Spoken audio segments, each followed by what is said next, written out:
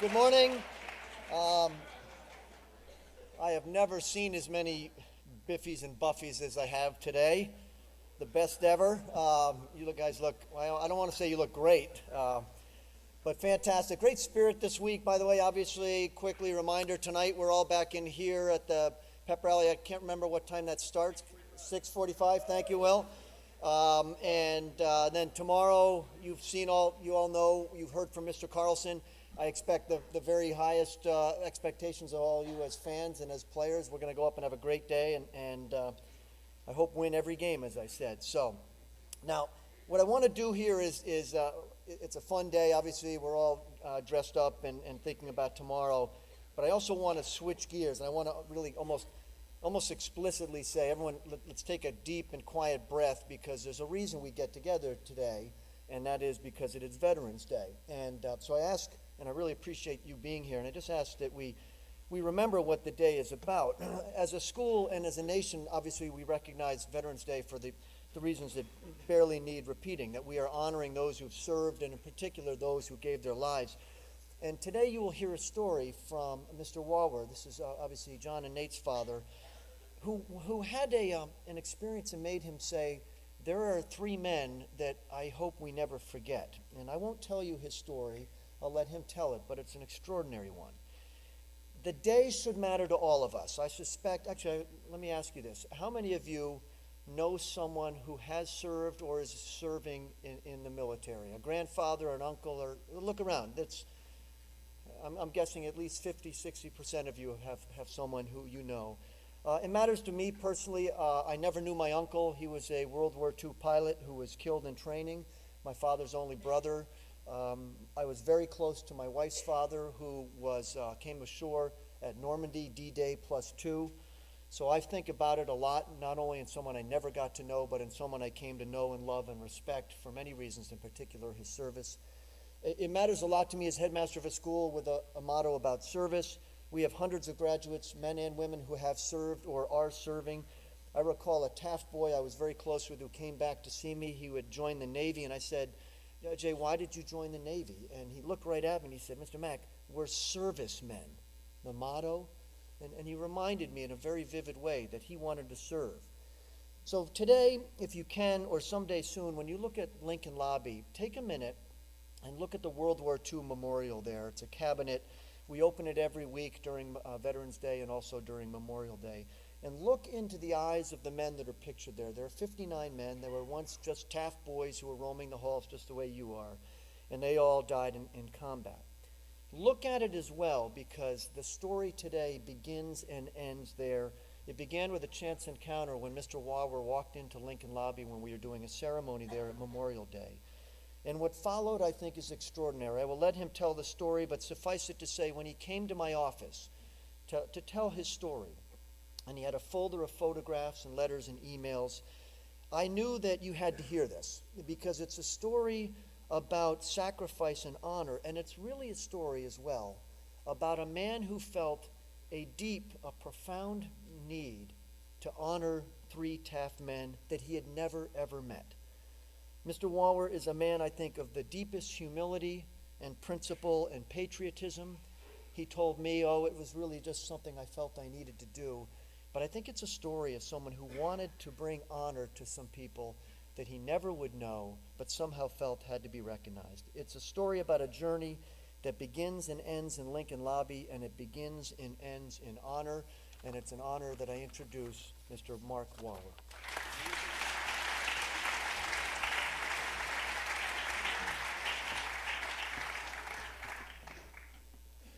Thank you, Mr. Mack, for those kind words. President Ronald Reagan spoke at Arlington National Cemetery on Veterans Day in 1985. He said the following: "It is, in a way, an odd thing to honor those who died in defense of our country, in defense of us, in wars far away. The imagination plays a trick. We see these soldiers in our mind as old and wise. We see them as something like the founding fathers, grave and gray-haired. But most of them were boys when they died, and they gave up two lives, the one they were living and the one they would have lived. When they died, they gave up their chance to be husbands and fathers and grandfathers. They gave up everything for our country, for us, and all we can do is remember. Last Memorial Day, I attended a ceremony in Lincoln Lobby at the World War II Memorial. It was led by Mr. Genung, who spoke movingly of his father and his experiences with the war. Mr. Mack talked about the hallowed ground of the memorial, which honors the 59 Taft students who lost their lives in the war. That night, I spoke to my son Nate about the meaning of Memorial Day and the connection he and my son John had with these young men who walked the same halls as they did and as you do. How could I honor them? The next day I came back to school and wrote down all 59 names and started searching for them. I discovered that 21 were buried on foreign soil. I located each man and the foreign cemetery they were buried in. 4 in Cambridge, England, 2 in Normandy, France, 3 in Lorraine, France, 1 in Ardennes, Belgium, 1 in Margraten, Netherlands, 1 in Carthage, Tunisia, 5 in Manila, Philippines, 1 in Henri Chapelle, Belgium, 2 in Sicily, Rome, Italy, and 1 in Florence, Italy. Our family was off to Italy in 2 weeks. I decided to locate the 3 students buried on Italian soil. I would pay my respects and let them know that Taft had not forgotten them and honored their sacrifice.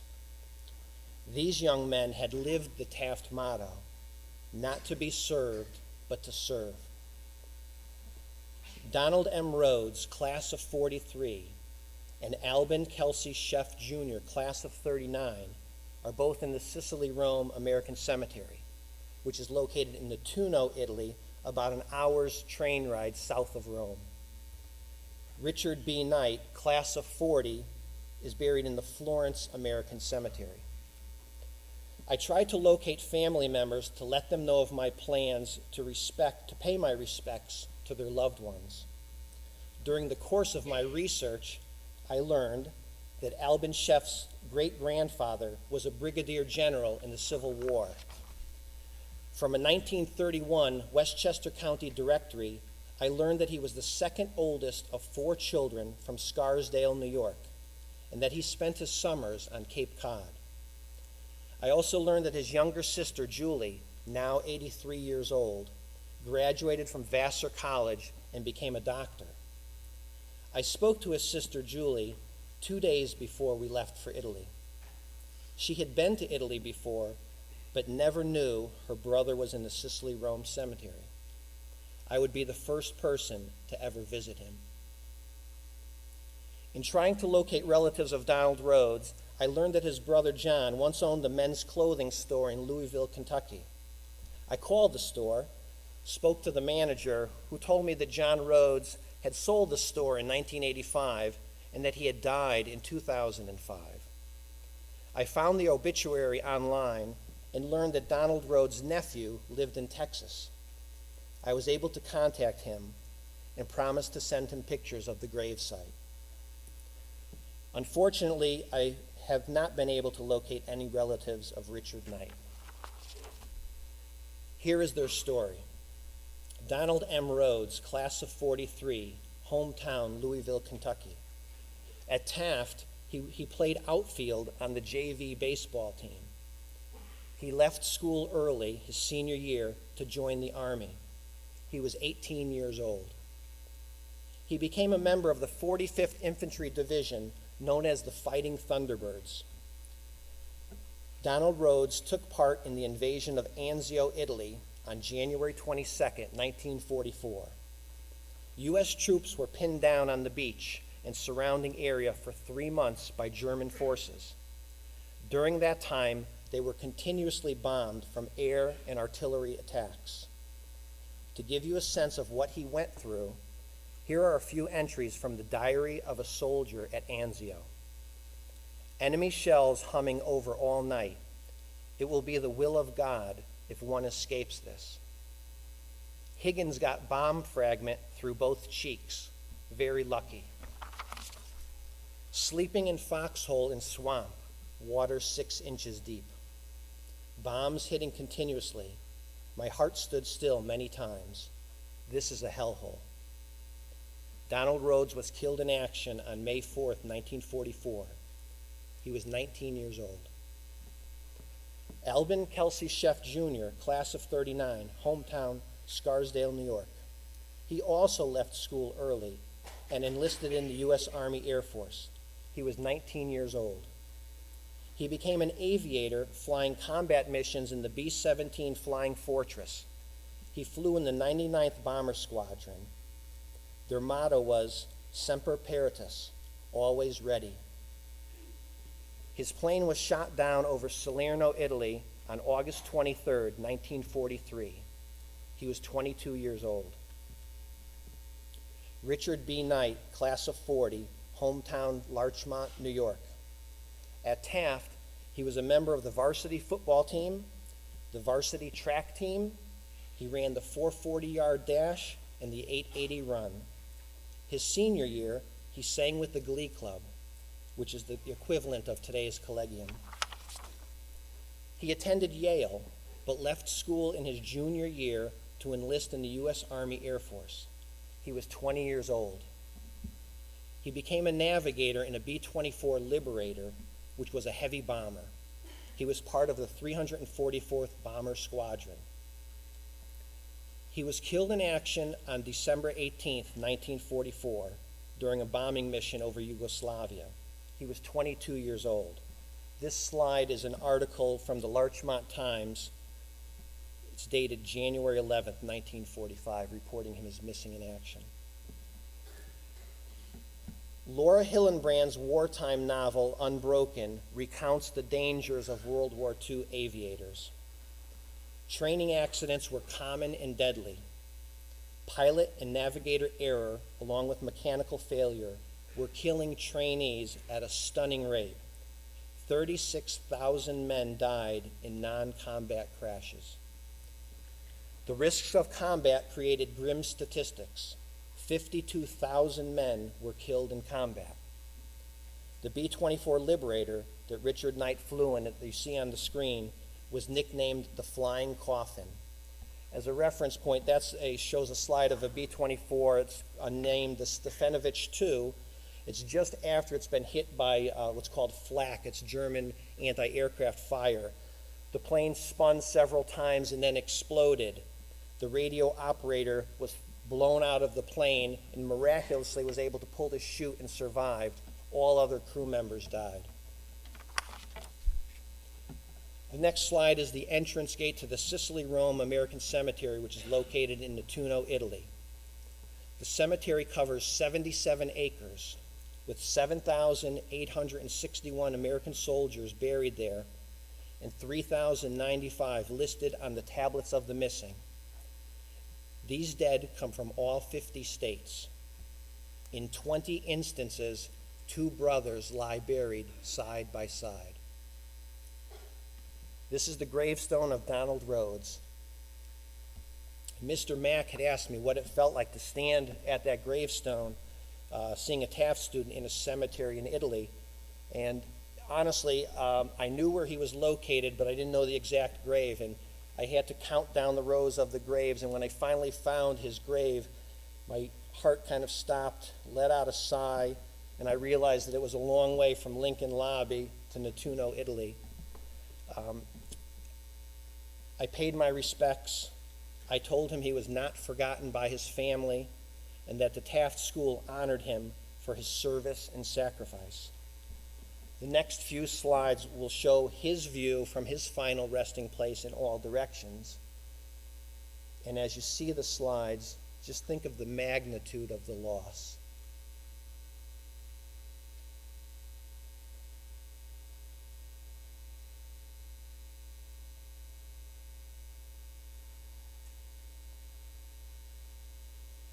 The next slide shows the formal garden with a fountain. And as you can see, the cemetery is meticulously kept. It's a beautiful place. It's a fitting place for the sacrifices they made. The next slide shows a sculptured panel on the memorial. It's symbolizing remembrance. It portrays an angel laying a laurel wreath upon the graves. The next sculpture is entitled Brothers in Arms. Another sculpture on the memorial symbolizes resurrection. It portrays a dead soldier being born to heaven by a guardian angel. This is the non-denominational chapel, which contains the names of the 3,095 men listed as missing in action. Elvin Sheff Jr. is listed here. The inscription above the apse reads, "Here are recorded the names of Americans who gave their lives in the service of their country and who sleep in unknown graves." The ceiling dome depicts the medieval signs of the zodiac. The planets Mars, Jupiter, and Saturn occupy their exact location at the hour of invasion on the beaches of Anzio, 2 a.m., January 22nd, 1944. This is an informal garden south of the memorial.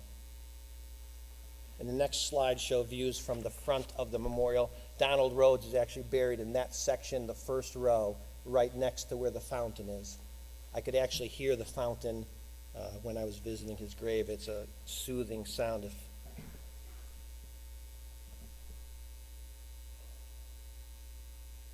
The next slide will show the entrance to the Florence American Cemetery. The cemetery covers 70 acres. There are 4,402 Americans buried there and 1,409 listed as missing in action.